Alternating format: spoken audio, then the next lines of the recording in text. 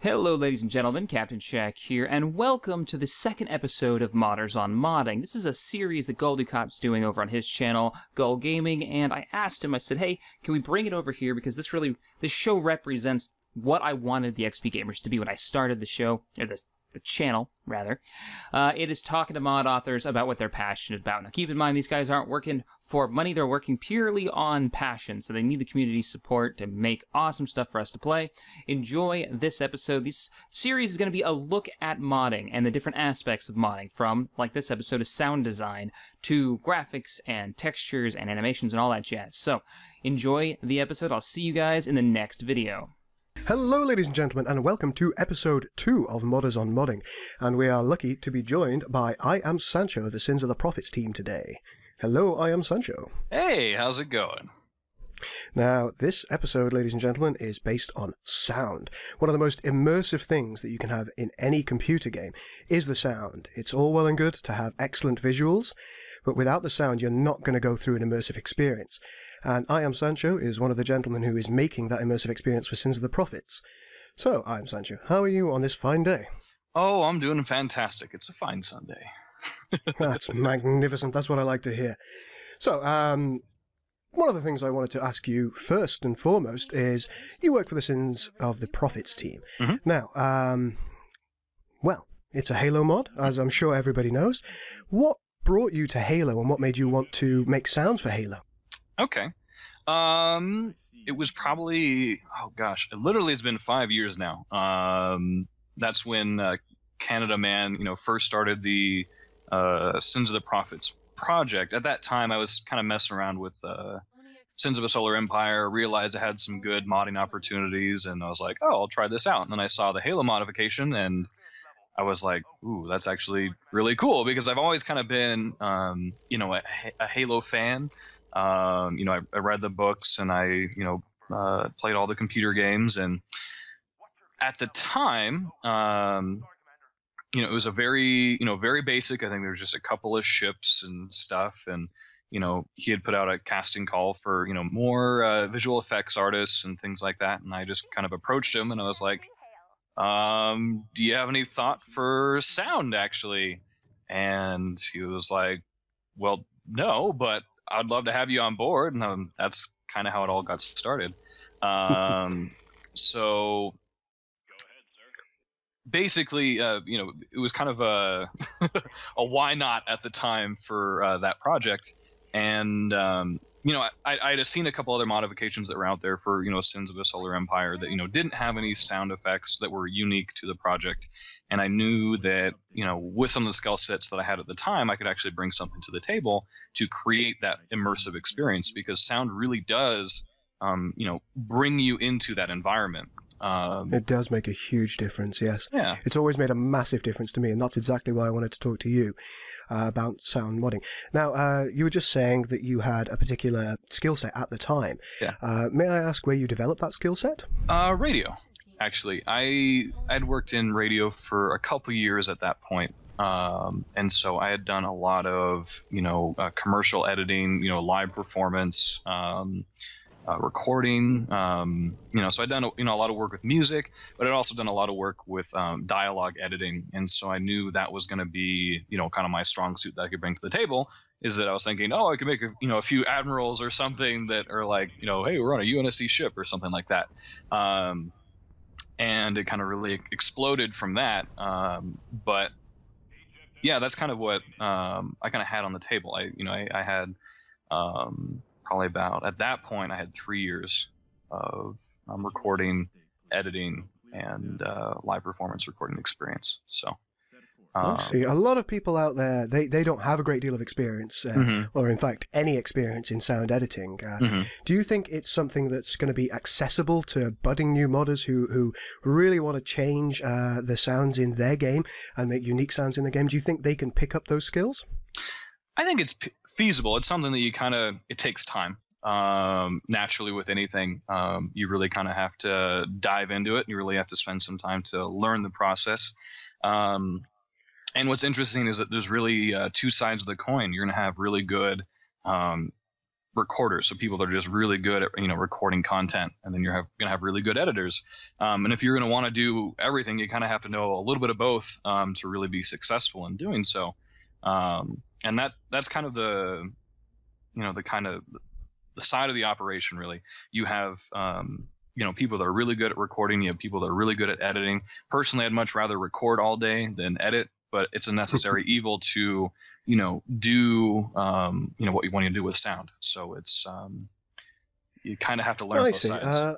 I imagine that during your work with Sins of the Prophets, you've come a long way as a sound artist as well. I'm sure you've learned new skills. Would you like to elaborate on those a little bit with me? Oh, sure. Probably the biggest skill set that I picked up from Sins of the Prophets is probably post-production. That has probably been the part that I knew I already had work with, because I had a lot more experience with recording in general, but actually going back and making changes, adding effects and layers to sounds was something that I knew was going to be a challenge, and I think I've definitely grown a lot in that aspect. Also, getting some chance to do a little bit of Foley artistry, where you make your own organic sounds, is probably what I found to be the most appealing, which I started to learn doing this project. I see. Yeah. And, Foley is where you basically artificially create sounds, whether it's, you making the sound effects, with your body or inanimate objects, or, clinking things together. That's what really is probably the most fun for me out of all the projects that I've done. So that was actually something I wanted to talk to you about. Now, I was talking with I Am Sancho the other day about this interview that we wanted to take place, and he told me a little bit of a story about one of the particular sound effects in game, which is the exit hyperspace sound. Now, you weren't happy with the standard game exit hyperspace sound, and you wanted to make something that was unique. Would you like to tell everyone how you went about that? Sure. So if you guys are familiar with with Halo, in Halo 2, when all the Covenant suddenly appear at the new Halo 2 installation, there's a very unique sound effect that the ships create when they exit slipspace, and it's kind of like this kind of audible pop as they kind of pop into reality. And it's kind of trying to figure out what was the best way to actually create that sound, until I think I was just literally, I don't know, goofing off or something, and I had made some noise with my mouth. It was like like that, and it just worked. And I did a little bit of changes to it, and so now whenever you exit slipspace in that game, it's just my mouth making a really silly sound.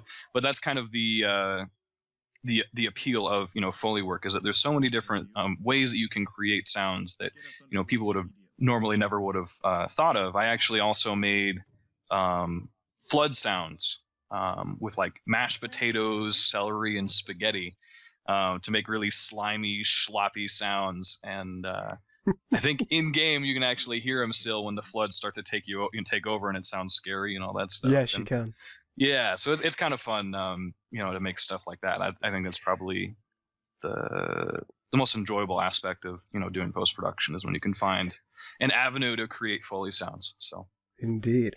And here, ladies and gentlemen, are a couple of those sound effects in game.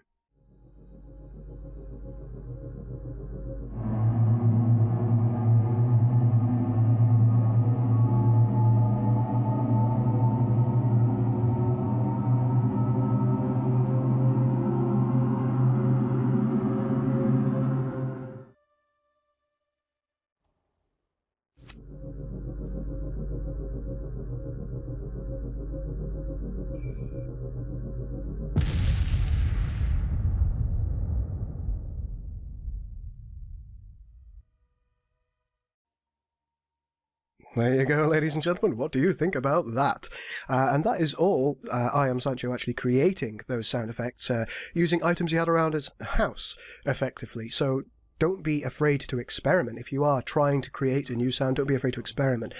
Make a sound and then work out how you want to edit it, work out how you want to change it. There are various programs you can use to do that. A lot of people use Audacity. It's something that I use relatively heavily myself. Mm-hmm. In addition to that, there's a particular program that you use, isn't there, I Am Sancho? Yeah, I mean, this is probably from my experience working in radio. I mean, you can actually use Adobe Audition for a lot of the things that you're doing if you're working on a computer game. it's free right now, so you can actually get it from Adobe's website, or I think there's now mirror sites which you can actually pick it up. But Adobe Audition 3.0 should be free to the public because of, I think it was like licensing issues or something like that. Like they didn't want to pay to maintain the server that, kept the license up to date. So they actually released Adobe Audition for free. And that's actually where I do the vast majority of my work on the game. And I think before that, I actually used Cool Edit Pro, which was like another free version of Adobe Audition. It just didn't have the Adobe title. At work, you can also use, or at the time for me when I was working in radio, I'd also use Pro Tools. Pro Tools is very expensive. So if you're a budding audio engineer or want to learn it for mods, you don't need it. I'm just going to be flat out and honest. It's one of those things where if you're working in a professional studio environment, that's when it's justifiable. It's also really good for music, but you don't necessarily need it if you're working on computer modifications. So that's fantastic. Thank you very much for that. I will be linking those, ladies and gentlemen, in the description below. So if you really want to get into some sound editing, then follow the links, pick them up, and start experimenting. Start knocking celery around your house. Okay. Now, we've actually, one of the questions I did want to ask you is, do you prefer the voice work or the technical sound aspects? I think you've covered that mainly, but one of the things that you do very beautifully in Sins of the Prophets is the voiceover work. Yeah, I think it's a lot of fun, especially on a modification, level when you're basically doing it for fun. Basically, there's a whole bunch of different ways you can organize it. You can have people from the internet that send you their voiceover takes. I think actually some of my funnest experiences have been with just like friends or coworkers, inviting them over to my house or to the studio that I worked at, and just hey, here's a 6-pack. Let's do some recording. So we just have a great time, and I think that's kind of how my blooper reel kind of came about, is that we would just goof off in front of a microphone and eventually we'd get something good. Dialogue and vocal recording always inherently is silly and fun. Just whenever there's a microphone in front of people, they usually just have a grand old time. Yes. I mean, I've got a blooper reel of myself talking that's kind of, it's as long as my arm. It's absolutely terrible, and I will never release that to the public because it usually ends up with me being unable to speak entirely. I'm just going to play a couple of the voiceovers from the game, and then we'll have a quick chat about them, if that's okay. Here we go, ladies and gentlemen.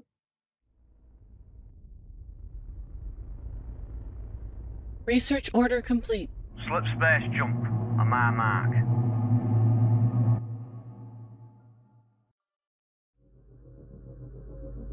Fear my grunty claws. Spook ready. Don't hurt me. Spooky. Is the demon here?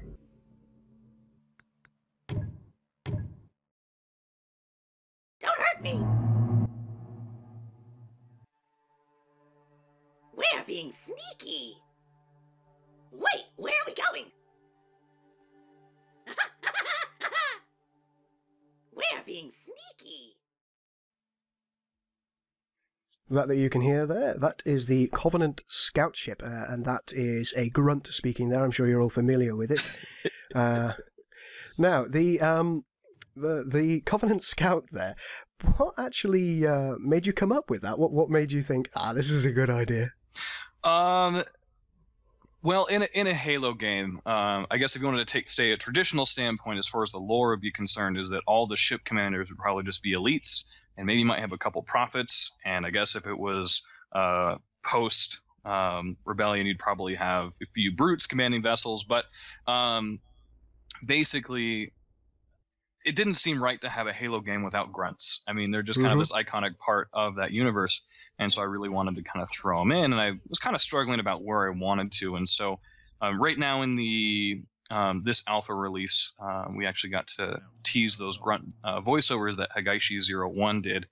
And, they actually turned out fantastic. I actually put out a contest for finding talent, to do grunt voiceovers. And Hagaishi had done some work for us in the past, and he's actually done a lot of the other Covenant voiceovers from all sorts of different alien races. He's a pretty good voice actor, actually.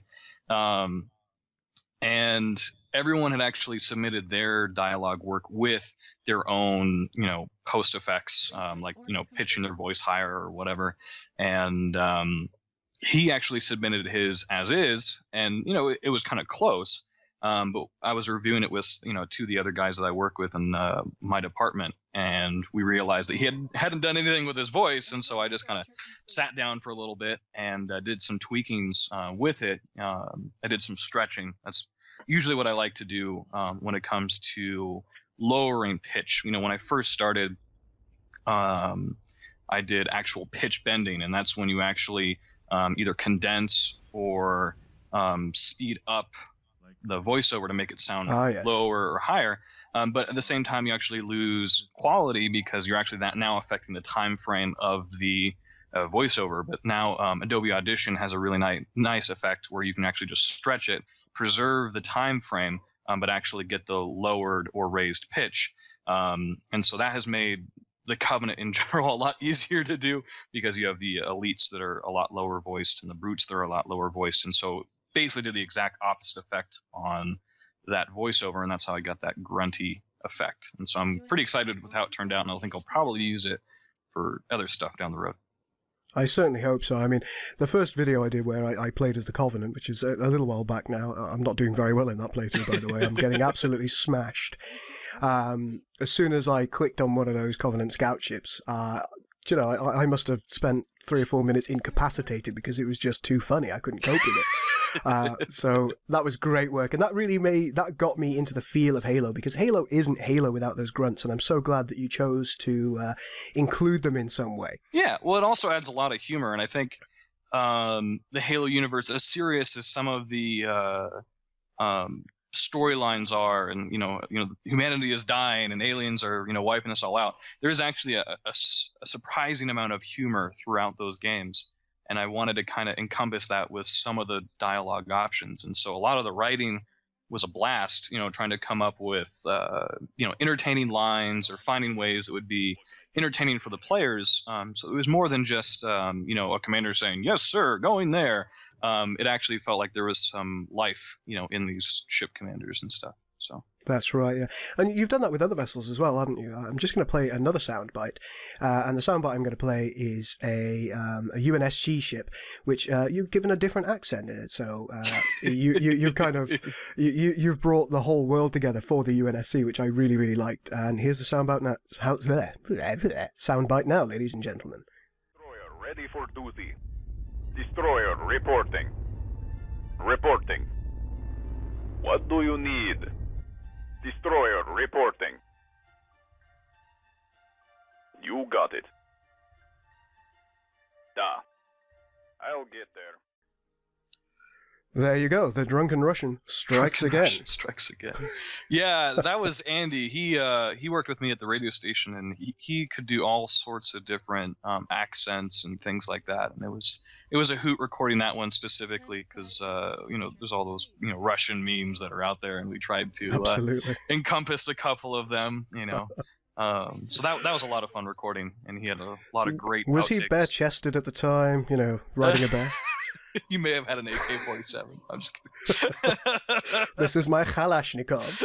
But I'm going to get in trouble for that. I'm probably going to get killed by a Russian. But yeah, in addition to that, you have done a full suite for the UI effects as well. And what the UI is, it's the background sounds. If you don't have enough resources for something, or if your ship has just finished building, if there is a random event, you've done a whole suite of sounds with kind of a Cortana-esque voice, which I'll just play a couple of little bits of now, ladies and gentlemen. UNSC cannot afford your request at the moment. UNSC cannot afford your request at the moment. More preliminary research is required. More preliminary research is required. Doesn't that sound great? How did you come up with that? Was it always intended to be a female kind of Cortana-esque voice, or did you have other plans initially?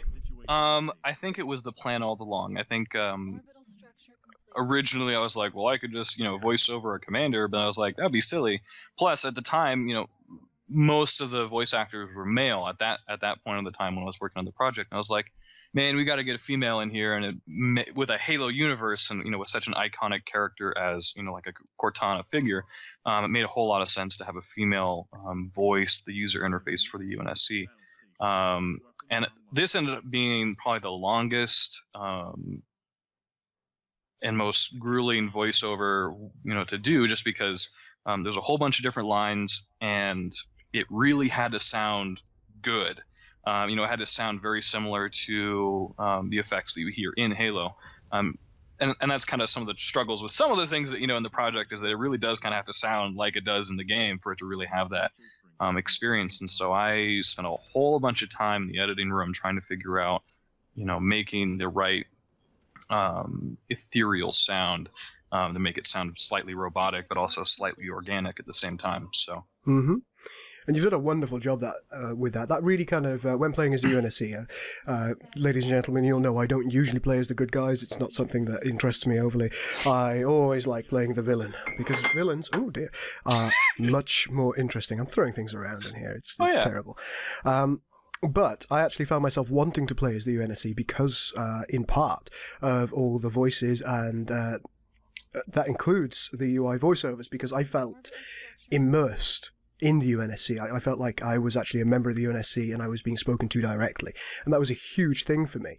So thank you very much for that. Yeah, that was a lot of fun. A lot of blood, sweat, and tears, but it was a lot of fun.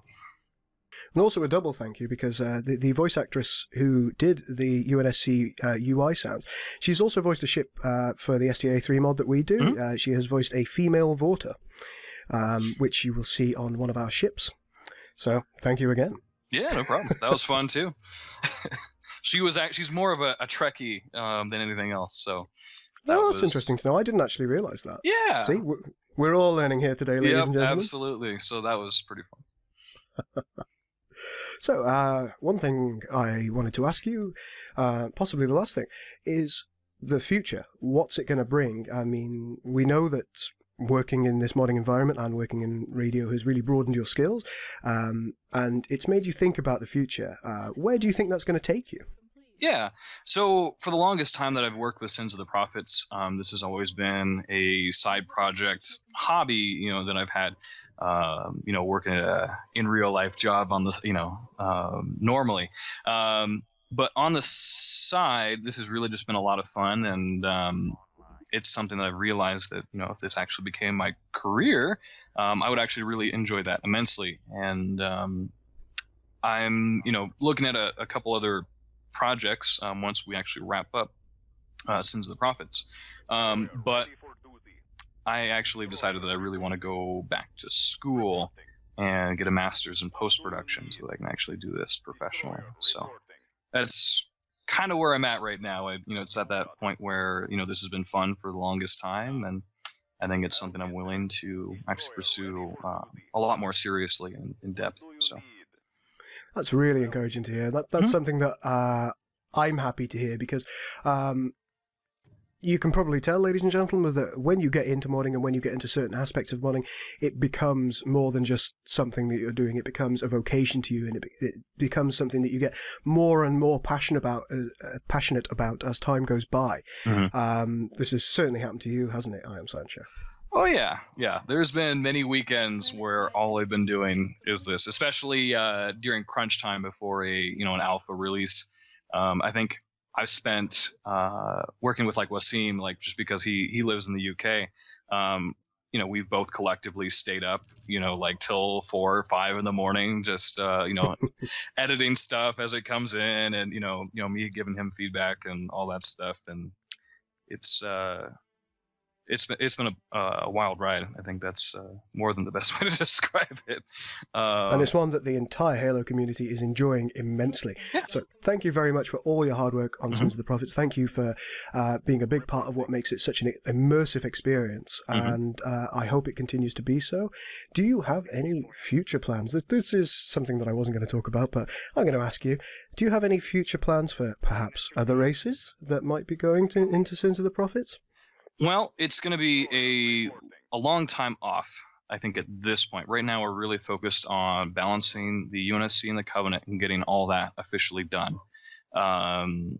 But there is talk of actually putting the Forerunners in as more of like an expansion pack sometime down the road. And we don't necessarily when that'll officially take place, but as a sound engineer, I think that's actually been the thing I've been looking forward to the most, just because there's a whole bunch of different opportunities as far as creating sound for the Forerunners. I mean, you also have, the Didact now that would be really fun to find a voice actor for. But That'll also, be fantastic. Oh yeah, and I know Wasim is already pretty excited to create the score for the Forerunners. He's more than excited about that, and I've had a few ideas that I've kind of tossed around as far as voicing, some of those ships like the Centurion and other things like that. In fact, actually, me and Hagaishi, we created a mock trial of like Guilty Spark that we actually created. Oh yes. Yep. And so that's actually in game. If you were actually to take over, I believe, one of those Centennials that's in game, you can actually hear that voiceover. Obviously not intended for the Centennial, but at the moment, that's currently what we're kind of playing around with. So there you go, ladies and gentlemen. If you want to hear a bit of what might be coming in the future, get a Centennial. Listen to it. Make many clicks on it. Get yours today. Get your Centennial today, free from the UNSC. So there you go, ladies and gentlemen. I think that's about all we have time for today. Thank you very much for joining me, I Am Sancho, and thank you for telling us a little bit about your experiences being a sound editor. Yeah, no problem. My pleasure. Okay, ladies and gentlemen, if you enjoyed what you saw today, or heard today, on Modders on Modding, then please do like and subscribe, and do share this around. I'm always very, very keen to get the modding community together, so if you are a budding modder, if you want to talk about aspects that you've been doing while modding, please feel free to PM me, and we can have a chat about it, because I am always excited to hear about other people's experiences when modding. Thank you very much, ladies and gentlemen. This is Goldukat out. Thank you very much. I am Sancho. Right on.